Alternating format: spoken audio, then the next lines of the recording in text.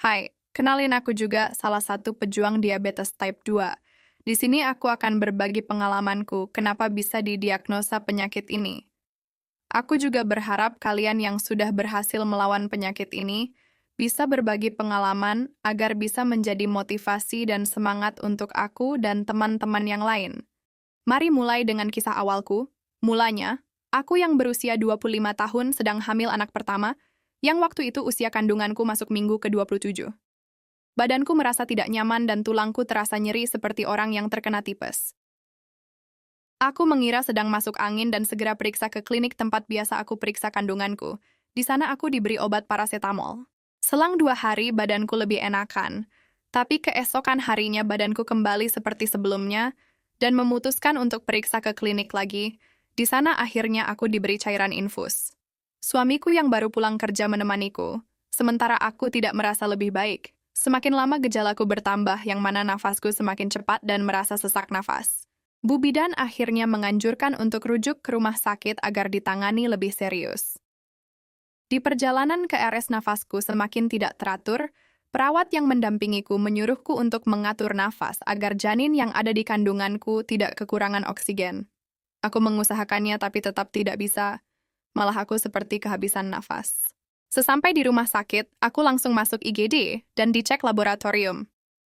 Betapa kagetnya aku dan suamiku mengetahui hasil lab tersebut, yang mana gula darahku menembus angka 500 lebih. Bu Bidan dan pihak klinik juga tidak menyangka kalau ternyata gula darahku penyebabnya. Akhirnya aku dibawa ke ICU karena kesadaranku semakin berkurang. Aku tidur terus dan terus merasa haus. Cairan-cairan infus dimasukkan ke tubuhku yang lemas melalui kedua tanganku dan bahkan kakiku. Setiap beberapa jam, perawat juga mengecek detak jantung janinku. Aku yang masih lemas tidak berani dan tidak mampu menanyakan keadaan anakku. Dalam hatiku aku berdoa semoga anakku baik-baik saja. Di hari kedua di ruang ICU, keadaanku terlihat lebih baik daripada kemarin. Disitulah dokter kandungan baru melakukan USG. Dokter mengatakan kalau tempurung kepala anakku sudah tidak bulat dan detak jantungnya sudah tidak ada. Mendengar hal itu duniaku terasa runtuh dan aku menangis sejadinya. Suamiku yang berada di sampingku langsung memelukku. Perawat di sana juga menyuruhku untuk tenang karena tidak baik untuk kondisiku. Bagaimana aku bisa tenang setelah mendengar bahwa anakku sudah tidak ada? Akhirnya, dokter kandunganku menyuruh untuk segera melahirkan bayiku karena ditakutkan akan terjadi infeksi. Aku dan suamiku berpikir keras, hanya kami berdua di tanah rantau. Ingin melahirkan di kampung tapi situasi tidak mendukung. Akhirnya orang tua yang di kampung menyusul ke tanah rantau dan kami memutuskan untuk melahirkan anak kita di tanah rantau. Aku belum memberitahu keputusanku dan aku dipindahkan ke ruang perawatan. Selang beberapa jam aku memberitahu pihak rumah sakit kalau aku akan melahirkan bayiku di sini. Akhirnya sekitar jam 9 malam aku dibawa ke ruang bersalin. Sekitar pukul 10 aku diberi obat nedipacu. Perawat memberiku semangat karena aku berjuang sendirian. Sekitar pukul 11 malam, aku mulai merasakan kontraksi. Kontraksi terjadi tiap 10 menit sekali. Aku mengeluh kesakitan yang akhirnya aku diberi obat lagi di pukul 1 malam. Kontraksi semakin sering sekitar 5 menit 3 kali. Aku kesakitan dan mengeluh kepada suamiku, yang menemaniku di ruangan itu. Aku memandangi jam tapi terasa seperti tidak bergerak. Aku seperti melewati bertahun-tahun waktu. Yang akhirnya pukul 3:15, aku mengejan seperti mau buang air besar dan tak bisa kutahan. Perawat mulai menyiapkan peralatan yang dibutuhkan, dan akhirnya membantu untuk memecahkan ketubanku. Setelah air ketubanku pecah, sakit itu hilang dalam sekejap dan anakku keluar dengan sangat lancar. Anakku sudah biru dan kaku, dan ya, aku sempat melihatnya sebelum dibawa suster untuk dibersihkan, dan itu juga pertama dan terakhirnya aku melihat anakku. Aku masih harus menyelesaikan proses persalinanku, sementara anakku yang sudah dibersihkan langsung dibawa pulang ke kampung halaman oleh ayah mertuaku untuk dimakamkan di sana. Aku masih kesakitan di dalam ruangan itu, masih menjalani proses kuret dan selesai sekitar pukul 6.30. Suamiku baru memberitahuku bahwa anak kita sudah di perjalanan ke kampung halaman. Siang harinya aku dipindahkan lagi ke ruang perawatan dan memberitahu orang rumah untuk mengambil foto anakku sebelum dimakamkan.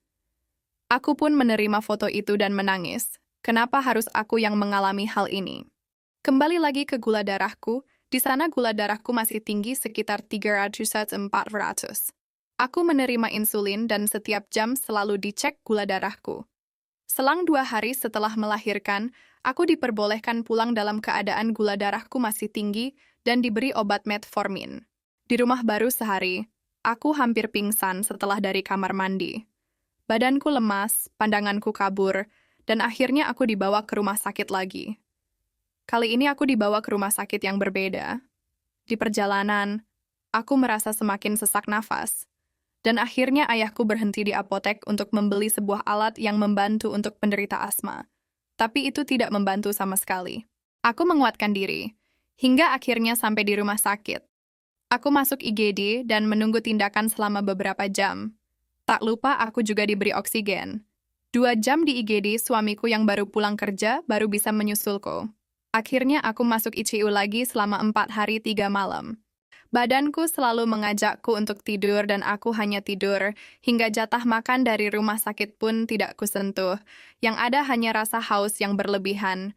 Di ruang sepi itu aku merasa ada yang mengawasiku setiap aku membuka sedikit mataku, tapi saat aku membuka lebar mataku tidak ada seorang pun di sekitarku. Hal itu terjadi setiap hari, tapi aku tidak merasa takut sedikit pun.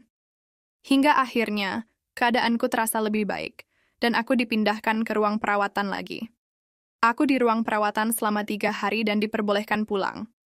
Aku diberi insulin tapi tidak boleh dipakai, hanya disuruh untuk menyimpannya di kulkas, dan disuruh untuk membawanya saat kontrol 3 hari setelah pulang dari rumah sakit. Tak sampai hari kontrol, setelah 1 hari di rumah, tubuhku terasa aneh lagi, dan dadaku sesak lagi. Suamiku dan ayahku khawatir, yang akhirnya memutuskan untuk membawaku ke rumah sakit lagi. Aku masuk IGD lagi, dan akhirnya aku diberi obat bius. Keluargaku menandatangani surat untuk pemasangan ventilator dan selang WSD. Karena paru-paru kiriku tidak mau mengembang, yang menyebabkan sesak nafas DNA harus segera dilakukan tindakan. Aku tidak sadarkan diri selama 2 hari, yang kemudian aku terbangun jam 12 malam di sebuah ruangan yang dikelilingi alat-alat. Aku tidak bisa menggerakkan tubuhku yang ternyata tanganku diikat, dadaku terasa nyeri. Aku kebingungan apa yang sudah terjadi. Di sana ada suster yang menungguku. Aku ingin bertanya, tapi aku tidak bisa bicara karena ventilator masih terpasang di mulutku. Aku menunggu hingga pagi. Aku diberi makan lewat selang yang dipasang di hidungku. Suster yang mengurusku memberitahuku kalau siang nanti kemungkinan ventilator itu bisa dilepas. Aku menunggu hingga siang dan akhirnya proses pelepasan itu tiba. Aku deg-degan, apakah nanti akan sakit? Nanti bagaimana? Dan ternyata aku bisa melewati hal itu. Cerita selanjutnya di video berikutnya ya.